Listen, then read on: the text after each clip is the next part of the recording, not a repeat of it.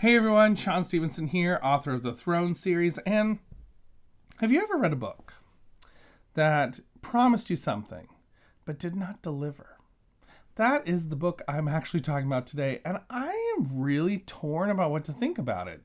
The book that I'm talking about today is Dead Sea Squirrels, book number 1, Squirreled Away by Mike Nawrocki. This is a play on Dead Sea Scrolls, which was an archaeological find back in the 1940s, where there was a boy who found some scrolls in like clay pots that were hidden in these caves in an area of the Middle East. And so the boy found them, and they found out that most of these scrolls had portions of the Old Testament from the Bible written on them, as well as some other ancient religious manuscripts and other manuscripts about like life and things like that were going on at the time that they were written. So these scrolls had all been saved in these clay pots and preserved over the years, and no one had found them until the 1940s. So they were a huge archaeological find, and it was a big thing, especially for a lot of Christian archaeologists and people who work in ancient texts and linguistics. So it was a huge find. So this is a book series for kids that is kind of similar to like Dave Pilkey's kind of books, or Dog Man, any of those things, the Agents of Suit, all of those kinds of books. It has a ton of pictures all throughout the book. There's actually less text than pictures in a lot of ways. But this one, it makes it easy to read. It's a fun read, but it doesn't quite deliver on the promise. Oh. So this book is about Michael Gomez, a kid whose dad, Dr. Gomez, is an anthropologist working in the Middle East near the Dead Sea Caves. And so while they are there on this trip, Michael and his friend Justin, who is also there, discover this cave where there seems to be something up on a ledge. Michael and Justin can't get to what's on the ledge on their first attempt, so they decide to go back later if they can, but Dr. Gomez busts them first and says, hey, you can't go up there. You need to go carefully into those caves with a guide. You can't go by yourselves because caves are dangerous. So in the middle of the night, Michael decides to go back and try to find what was in the cave. Now, this book is called Dead Sea Squirrels, and it's kind of this premise of there are these squirrels that were in the Dead Sea, which is full of salt, and because of the salt, they were preserved. So it's kind of, a little wild. But these two squirrels were preserved with the salt from the Dead Sea thousands of years ago and in this cave. Well, the squirrels can talk, and we find that out. Merle and Pearl are their names, and they can talk, and we don't know yet if in modern day they're going to be able to talk. But here's the thing. There's a flashback scene with Merle and Pearl where they are talking. They're on their trip to the Dead Sea way back in AD 70. So they're on this trip, and that's when they get into this cave and all these sorts of things happen. But we don't know yet in modern day if they are going to be able to talk, interact with the family, but it seems like they will be. But this is a spoiler, so if you don't want any spoilers, skip ahead by 30 seconds because I'm about to give a spoiler. All right, you've been warned. So here's the spoiler. They don't come to life in this book.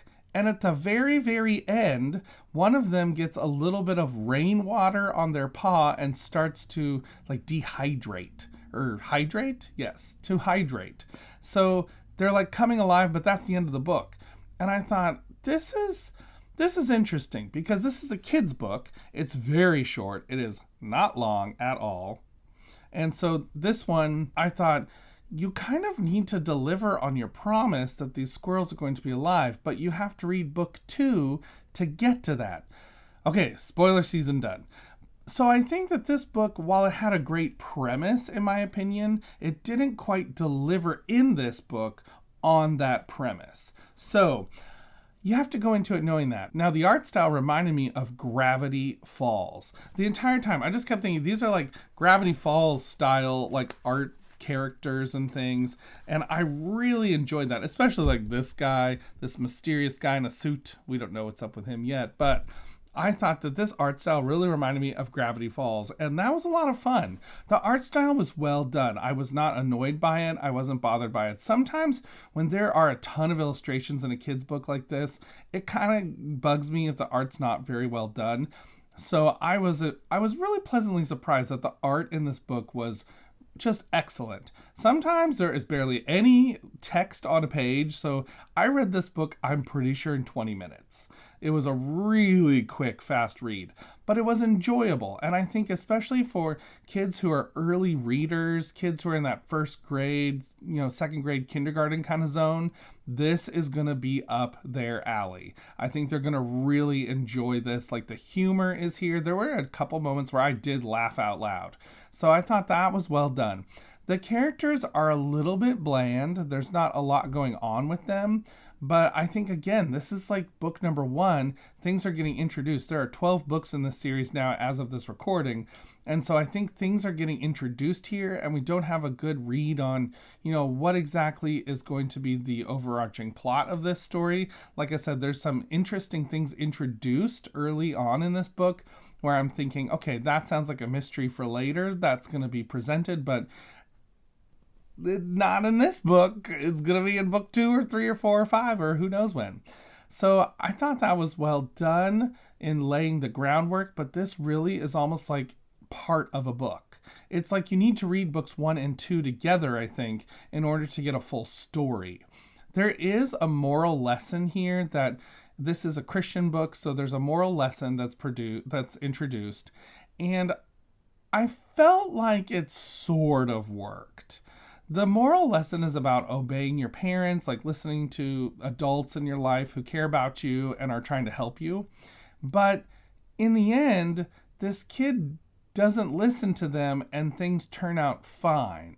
So I was like, that's interesting. If you're trying to portray the moral lesson of, this is, you need to listen to the adults in your life who care about you, who are trying to help you because they, have been where you were and they're trying to help you not get hurt in a cave, then the fact that everything turns out okay is a little bit interesting. And I was not quite sure what to think about that, because I think that almost makes the moral lesson tacked on instead of organic to the story. I think that in kids' books, moral lessons are fine, in my opinion. I think what needs to happen, though, is they need to be very, very organic to the storyline and what is happening. And it can't be an organic piece where things end up okay in the end if they do the thing that they're not supposed to do. So I think that you need to make there be consequences in that sense of being able to portray, here's how this moral lesson is going to come around in life. So I think that was a tiny bit weak, and especially for a book that is trying to really push this moral lesson, it almost becomes a little bit more about the lesson than about the storyline, which, in my opinion, Christian books sometimes do this quite a bit, where they start with an idea of the lesson they want to impart instead of starting with a good storyline and letting the lesson come out of it organically. I really think that's the best way to write in those kinds of moral lessons. So, at the end of the day, The Dead Sea Squirrels, Squirreled Away, book number 1. I had fun reading it. It was very short. But I don't know about the rest of it unless you can read it just back to back to back with the other books.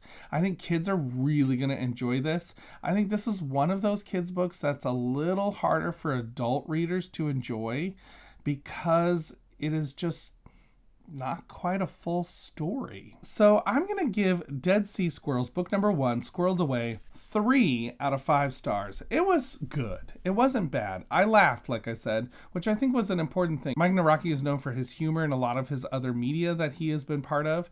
And so I think that those pieces, it definitely delivers on.